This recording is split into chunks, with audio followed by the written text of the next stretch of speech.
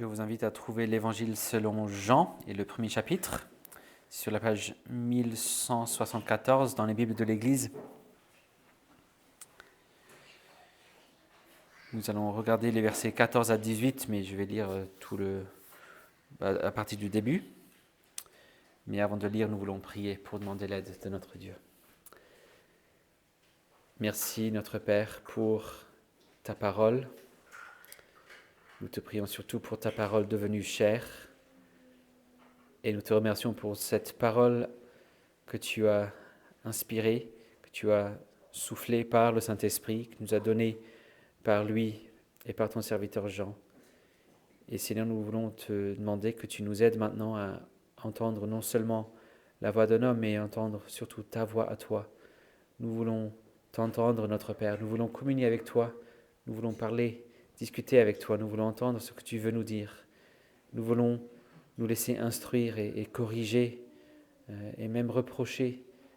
Nous voulons nous laisser former dans la justice par ce que tu veux nous dire ce matin.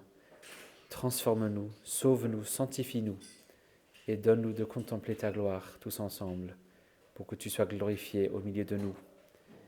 Au nom de Jésus-Christ. Amen.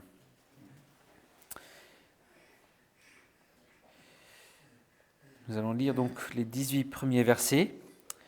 Et voilà, je vais lire une version légèrement adaptée pour faire sortir plus littéralement ce qu'il y a dans le texte. Et vous pouvez suivre dans vos Bibles quand même.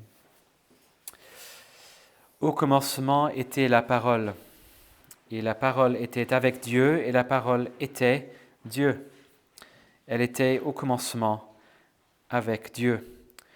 Tout a été fait par elle, et rien de ce qui a été fait n'a été fait sans elle. En elle était la vie, et la vie était la lumière des hommes. La lumière brille dans les ténèbres, mais les ténèbres ne l'ont pas accueillie. Il y eut un homme envoyé par Dieu du nom de Jean. Il vint comme témoin pour rendre témoignage à la lumière, afin que tous croient par lui. Il n'était pas la lumière, mais il vint pour rendre témoignage à la lumière. La véritable lumière, qui éclaire tout homme, était en train de venir dans le monde. Elle était dans le monde, et le monde a été fait par elle, mais le monde ne l'a pas connue. Elle est venue chez les siens, et les siens ne l'ont pas reçue. Mais à tous ceux qui l'ont reçue, elle a donné le droit de devenir enfants de Dieu, à ceux qui croient en son nom, et qui sont nés non du sang, ni de la volonté de la chair, ni de la volonté de l'homme, mais de Dieu. Et la parole est devenue chair, et elle a tabernaclé parmi nous. Et nous avons contemplé sa gloire, une gloire comme celle du Fils unique venu du Père, pleine de grâce et de vérité. Jean lui a rendu témoignage et s'est écrié, « C'est celui dont j'ai dit, celui qui vient après moi, m'a précédé, car il était avant moi. » Car nous avons tous reçu de sa plénitude une grâce au lieu d'une grâce, car la loi a été donnée par le biais de Moïse. La grâce et la vérité sont venues par Jésus-Christ. Personne n'a jamais vu Dieu. Dieu le Fils unique, qui est dans le sein du Père, lui, l'a fait connaître. L'herbe sèche et la fleur se fanent, mais la parole de notre Dieu subsistera éternellement. Donc cette ouverture, ce premier mouvement de ce chef-d'œuvre arrive à son point culminant. On a entendu les thèmes et les motifs principaux qui donneront de la structure à l'œuvre. Et là, pendant que l'orchestre présente le grand apogée de l'ouverture, nous voyons arriver sur scène le personnage principal. Dans un sens, ce prologue de l'évangile de Jean jusqu'ici nous a dit ce que Dieu avait été en train de dire par le biais de ses prophètes depuis des siècles. Déjà par Moïse et jusqu'au jour de Jean-Baptiste. C'est un résumé de tout ce qui a été dit par eux. On a appris que le Dieu qui a créé toutes choses lorsque l'homme s'est rebellé contre lui et est entré dans une nouvelle relation avec l'homme. Non seulement est-il le Créateur, mais il est devenu aussi Rédempteur. Le Rédempteur que présente Jean, c'est aussi le Créateur que nous avons rejeté. La lumière qui est dans le monde, qui se fait connaître en tant que Créateur, est venue dans le monde en tant que Rédempteur. C'est ce qu'il est toujours en train de faire depuis la chute, depuis la première promesse de l'Évangile. Cette lumière est en train de venir. Et Jean nous a expliqué en particulier que tout ça s'est produit particulièrement en la personne divine qu'il appelle la parole. Par contre, les versets qu'on a regardés la dernière fois, les versets 10 à 13, nous ont laissé avec des questions qui jusque-là restent sans réponse. Et Jean nous a parlé du fait que la lumière était en train de venir, et là on peut comprendre que la parole était en train d'accomplir une œuvre de rédemption dans le monde, mais au verset 10, il semble qu'il est question d'un événement particulier où la parole est venue. Donc la première question non résolue, qu'est-ce que ça veut dire la parole est venue? Non pas simplement que la parole était en train de venir, mais aussi la parole est venue. Deuxième question, au verset 11, il a dit très clairement que lorsque la parole est venue chez les siens dans le monde, les siens, les gens qu'elle avait créés, ne l'ont pas reçue. Mais au verset 13, tout d'un coup, il y a quand même des gens qui l'ont reçue. Qu'est-ce qui se passe? Comment ça se fait qu'il y a des exceptions? Il n'a pas trop expliqué ça. Et la troisième question, au verset 12, pour ceux qui ont reçu la parole, il était question de croire en son nom. Donc, c'est quoi son nom? Comment il s'appelle, ce personnage? Que jusque-là, c'est juste la parole. Et c'est à ce moment-là que Jean répond à ces questions d'une manière franchement époustouflante. Il invite ce personnage à entrer sur scène, il lève le rideau et dirige les projecteurs sur lui pendant ce grand apogée de cette œuvre. Nous avons la réponse à notre première question tout de suite au verset 14. Cette venue, c'est la parole qui est devenue chair. La parole est devenue chair. C'est à partir de ce verset que l'on a le mot incarnation, c'est le enchèrement de la parole, l'incarnation. Cette personne divine est devenue un être humain. Non pas en se transformant pour ne plus être Dieu, mais en prenant à lui-même une deuxième nature, une nature humaine complète, en devenant la seule personne qui a deux natures. Nous tous, on a une seule nature, une nature humaine. Lui, maintenant, il a deux natures. Tout comme au premier verset, on a un germe de la présentation biblique de la doctrine de la Trinité. On découvre que Dieu est un seul être et une seule nature, mais en trois personnes. Là, on dépasse, ça nous dépasse, mais parce que nous connaissons que la réalité que nous vivons en tant qu'être humain, c'est-à-dire chacun est un seul être et une seule personne, on ne peut pas concevoir ou comprendre une autre configuration. Donc ça nous dépasse, cette cité de la Trinité. Et c'est pour cette même raison que la doctrine de l'incarnation nous dépasse aussi. Une de ces personnes divines a acquis une deuxième nature. La Trinité nous dépasse parce que c'est un seul être en trois personnes. Et là, c'est une personne qui a deux natures. Il a deux natures, il a deux volontés, deux substances, deux intelligences. Mais il reste une seule personne.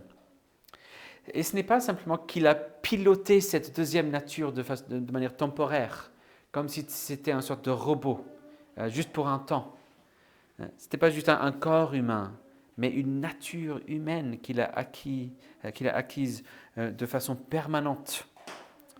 La parole est devenue chair et elle a tabernaclé parmi nous. Les traductions mettent souvent habité parmi nous, ce qui communique une partie très importante de ce mot, certes, mais il dit littéralement, il a tabernaclé parmi nous, il a tenté, c'est le mot pour tente, donc il a tenté, il a mis sa tente, il a tabernaclé parmi nous. La parole est devenue tout ce que le tabernacle représentait dans l'Ancienne Alliance. Or, ça représentait quoi ce tabernacle? C'était un lieu de culte, certes, un lieu de sacrifice, bien sûr, et ça c'est très important, mais tout ça servait de quelque chose en particulier. Le tabernacle, c'était la tente de rencontre. La rencontre avec Dieu, la communion avec Dieu. C'est quand même pour ça qu'il nous a créés, pour vivre en communion avec nous. La tente serait construite, les autres tribus organisaient leur camp autour de la tente, et la colonne de nuée descendait. Et Dieu était là au milieu de son peuple, Immanuel, Dieu au milieu de nous, parmi nous. C'était justement pour ça qu'a prié Moïse dans Exode 34.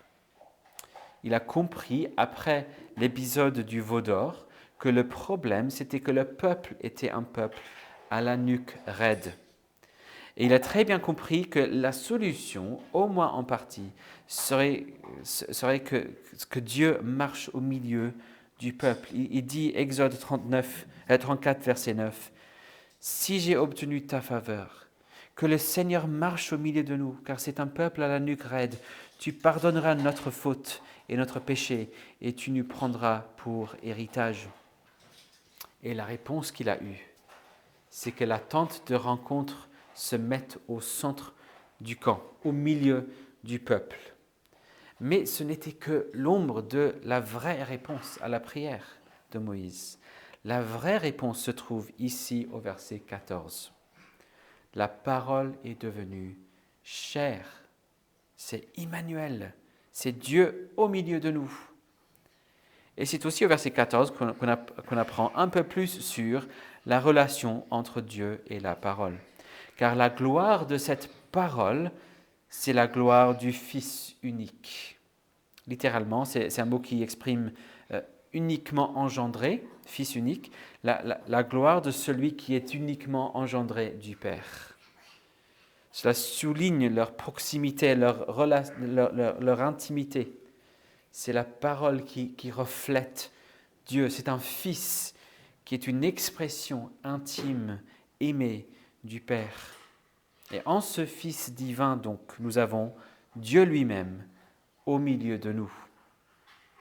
La prière de Moïse que j'ai citée tout à l'heure nous montre aussi que la réponse à notre deuxième question risque de se trouver ici.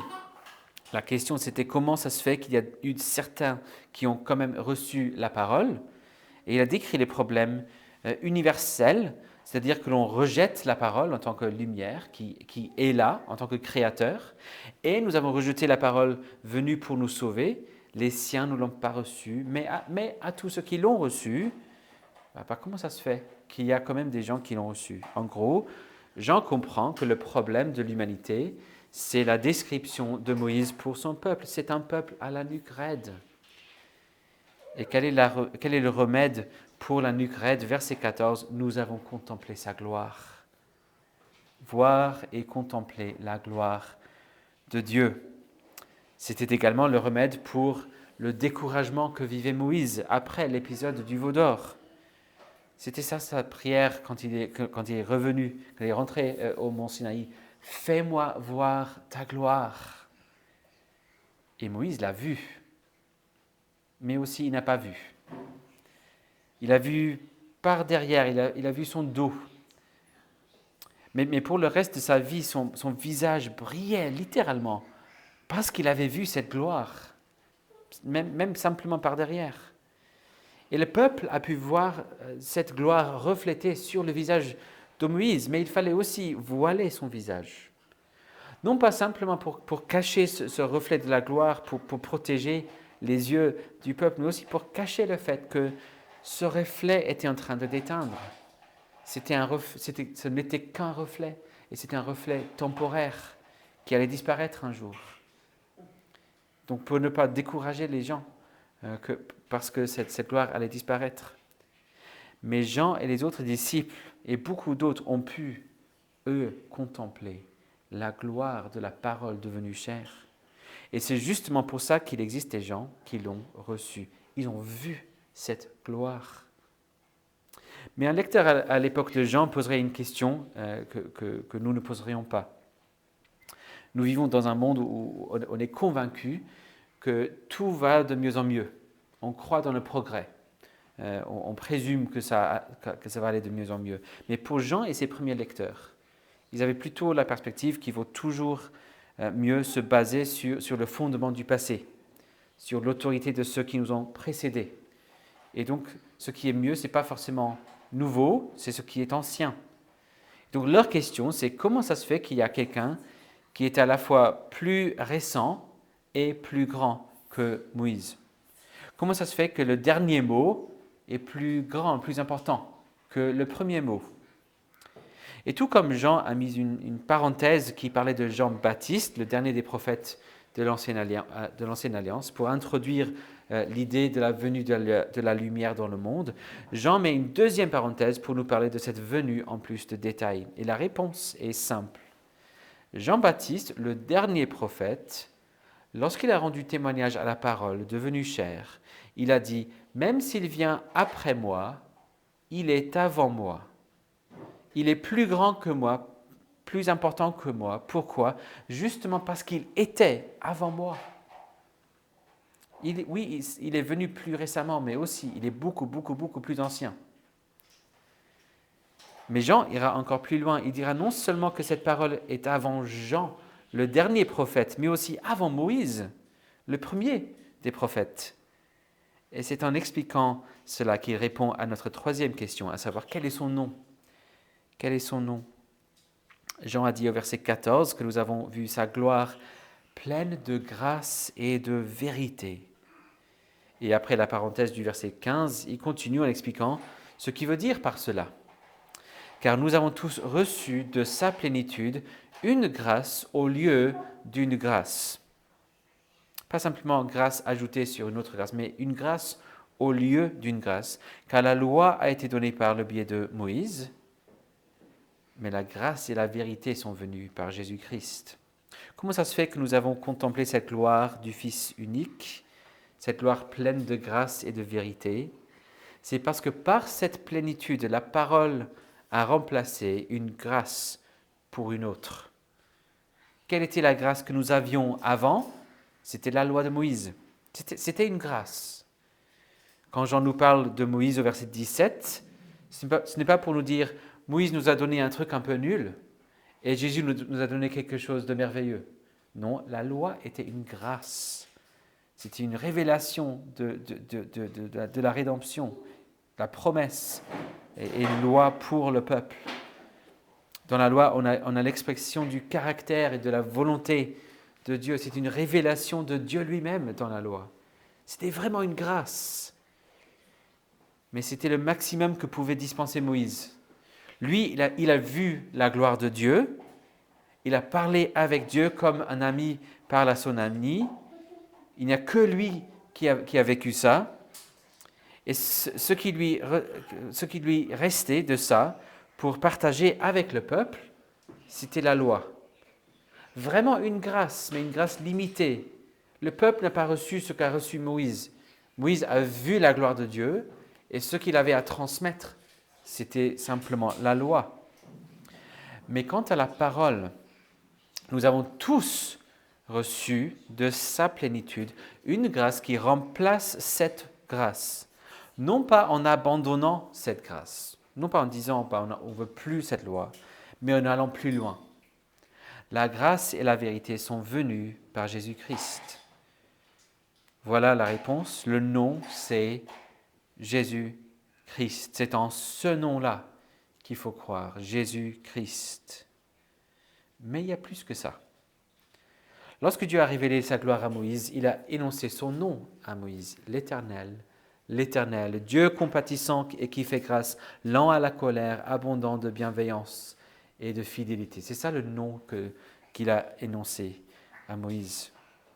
Abondant de bienveillance et de fidélité. Ces mots bienveillance et de fidélité, c'est bien traduit, mais pour bien comprendre, il faut quand même monter le son de chacun de ces deux mots. Monter un peu le volume. Bienveillance, c'est son amour inébranlable, son amour ferme, son amour d'alliance, avec sa fidélité incassable, chesed et emet, l'amour qui établit une alliance et la fidélité qui la garde, amour et fidélité, autrement dit, grâce et vérité. Moïse a vu l'Éternel plein de grâce et de vérité. Et grâce à ça, il a pu donner au peuple cette grâce qu'est la loi. Mais Jésus-Christ, il est l'Éternel, plein de grâce et de vérité. Jean est en train de dire, en Jésus-Christ, nous avons vu ce que seul Moïse jusqu'ici a vu en personne. En Jésus-Christ, nous avons non pas un message transféré par un autre messager, mais en Jésus-Christ, nous voyons le Dieu plein de grâce et de vérité lui-même. Son nom, le nom en lequel il faut croire, c'est bien Jésus-Christ, mais son nom, c'est aussi l'Éternel, Dieu compatissant et qui fait grâce, lent à la colère, riche en bienveillance et en fidélité. C'est dans ce nom-là qu'il faut croire aussi, parce que c'est la même personne. Et nous avons vu, nous avons contemplé sa gloire. C'est pourquoi il termine en disant, personne n'a jamais vu Dieu, Dieu le Fils unique, l'uniquement engendré, qui est dans le sein du Père, lui l'a fait connaître. Jean veut nous faire comprendre donc que le personnage qui traite que traite son œuvre ici, cet évangile, c'est notre Créateur, c'est notre Rédempteur, c'est Yahvé lui-même, la deuxième personne de Yahvé, Yahvé le Fils, devenu chair, pour qu'il puisse être le lieu de rencontre, notre réconciliation avec le Père, pour que nous puissions devenir en celui qui est l'uniquement engendré, dans un sens analogique, mais vrai, des enfants de Dieu, par adoption et par une transformation de notre nature, comme on a vu la semaine dernière. En version simple, là où les trois autres évangiles dits synoptiques ont pour point de départ « Voici un homme incroyable qu'il faut écouter », Jean démarre en disant « Voici votre Dieu ». Les deux approches sont essentielles et parfaitement vraies et complémentaires. Et non pas « Voici un Dieu » ou quelqu'un de plutôt divin ou spécial, mais voici votre Dieu, le Dieu qui est là, le seul Dieu vivant et vrai, la personne qui vous a créé. C'est lui qui vous a inventé, c'est lui qui vous a imaginé, conçu, façonné, créé. Vous êtes comme vous êtes parce que Jésus a voulu que vous soyez comme ça, à part le péché. On entend souvent des experts, soi-disant, dire que l'idée de la divinité de Jésus était un développement beaucoup plus tard, plus tardif que les apôtres, quelques siècles plus tard même. Il est impossible de lire ce prologue, mais vraiment le lire et l'étudier sans tirer une conclusion autre que Jésus-Christ, c'est Yahvé lui-même. Même pas, on se demande si peut-être il y a un truc un peu spécial chez ce gars. Non. Jean, c'était un des meilleurs amis de Jésus. Et si en Jésus, il n'y avait pas la gloire même de Dieu, il l'aurait su. Mais il ne peut pas dire, nous avons contemplé sa gloire, une gloire comme celle du Fils unique venu du Père, pleine de grâce et de vérité. Il ne peut que dire ça après son temps avec lui. Et le reste de l'évangile de Jean parle beaucoup plus de cette gloire. Et on voit le concept se développer d'une manière incroyable. Le père de l'Église, Jean Chrysostome, Jean Bouche d'Or, résume un peu l'idée en disant « Nous l'admirons pas simplement grâce aux miracles, mais aussi grâce aux souffrances. On le verra glorifié, élevé, couronné, intronisé sur une croix. On voit ce tabernacle, ce temple, se laisser détruire pour le reconstruire le troisième jour, pour qu'il puisse être pour tous ceux qui voient sa gloire et qui le reçoivent, qui croient en son nom, un lieu de rencontre et de réconciliation avec Dieu. Voyez-vous donc sa gloire? Il est quand même possible de ne pas la voir. À l'église où j'étais aux États-Unis pendant mes études là-bas, j'étais là pendant 3 ans et on avait des classes d'école de dimanche, donc pour tous les âges avant le culte. Et dans une classe que j'ai faite pendant un trimestre, on lisait des gros morceaux de la Bible chaque semaine et on les discutait tous ensemble le dimanche. Et donc une semaine, l'idée c'était de lire tout le livre d'Exode en une semaine. Et la partie qui suit l'extrait que nous avons lu dans Exode, après le chapitre 34, jusqu'à la fin du livre, c'est principalement des instructions pour construire cette tente de rencontre, le tabernacle. Plusieurs chapitres d'instructions. Et le pasteur qui animait ce groupe de discussion a demandé, alors vous avez trouvé comment la lecture de cette semaine dans Exode? Et une dame qui est vraiment adorable, vraiment super, mais qui ne se mâche pas ses mots, a dit « Oh, mais c'était agaçant. Hein. Mais c'était vraiment agaçant. Toutes ces instructions pour construire une tente. Mais tu mets ce métal-là, les couleurs-là, franchement, n'importe quoi. C'était agaçant. » Et j'ai dû dire la partie où Dieu a sauvé son peuple de l'esclavage en Égypte, ouais, bon, ouais. Et quand il s'est révélé à Moïse, ouais. Et le fait que cette tente sert quand même pour un lieu de rencontre entre Dieu et son peuple. Il est très facile de nous approcher de la parole de Dieu, de venir au culte, le nuque raide, et de ne pas voir la gloire qui est là. Et tout faire machinalement. On peut voir les histoires, les détails, tout en restant aveugle. Mais nous avons en Jésus-Christ la gloire de Dieu. Contemplez donc sa gloire. Le grand théologien anglais du XVIIe siècle, John Owen, a écrit dans son œuvre sur la mortification du péché dans la vie du croyant qu'il n'y a rien qui ferait de nous un vrai obstacle à la tromperie du péché, rien qui rende difficile la vie du malin, comme un cœur qui craint Dieu, qui médite sa grandeur, qui contemple sa gloire. Un autre théologien anglais de la même époque, George Swinnock, a écrit ceci concernant la crainte de Dieu. Je cite, « Tout comme lorsque les gardes surveillent la porte du palais ou les escaliers et examinent ceux qui y entrent, cela indique que le roi est à l'intérieur. De même, lorsque la crainte de Dieu se tient à la porte du cœur pour examiner tous ceux qui y entrent, de peur que le traître, le péché ne s'y glisse furtivement, cela indique que Dieu est à l'intérieur, qu'il siège sur le trône de l'âme qu'il est adoré. » Fin de citation. Méditons donc l'excellence de sa majesté. Contemplons la gloire de Jésus-Christ. Il vaut le coup de répéter ce que j'ai dit la dernière fois et plusieurs fois, cette définition de Jean Calvin de la piété. Craindre Dieu en tant que Seigneur, aimer Dieu en tant que Père.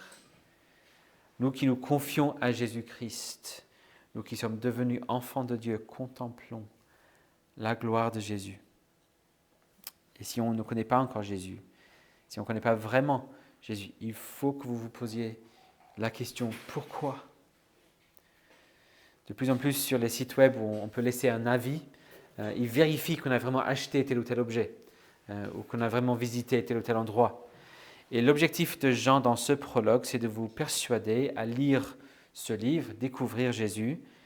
La raison ultime, tout simplement, c'est parce que vous ne pouvez pas vous permettre de ne pas le lire, de ne pas regarder, contempler la gloire de Jésus, le Fils unique du Père qui abonde de grâce et de vérité. Il vous promet, si vous mettez votre foi en lui, si vous vous confiez à lui, il vous donnera le droit de devenir enfant de Dieu. Et c'est ce que vous serez et transformera votre vie. Contemplons donc sa gloire, écoutons-le, lui qui fait connaître le Dieu qui a créé et qui a racheté, qui fait ceux qui voient la gloire de son Fils et qui se confient à lui, ses fils aussi. Amen. Prions. Notre Père, nous te remercions pour Jésus-Christ. le Fils unique, l'uniquement engendré, plein de grâce et vérité.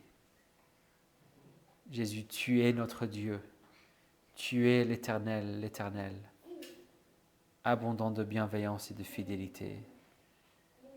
Nous t'adorons, nous prosternons nos cœurs devant toi et nous voulons contempler ta gloire, te craindre, t'aimer, te suivre, croire en ton nom pour être comptés parmi les fils de Dieu et même être les fils de Dieu par la puissance de l'Esprit Saint. Donne-nous de te craindre, de t'aimer, de chercher à contempler ta gloire de plus en plus parce que tu es Dieu parmi nous, tu es Dieu en nous. Et nous te remercions pour ce privilège que tu nous donnes d'avoir la communion rétablie avec notre Père. Nous prions de ces choses au nom de Jésus-Christ. Amen.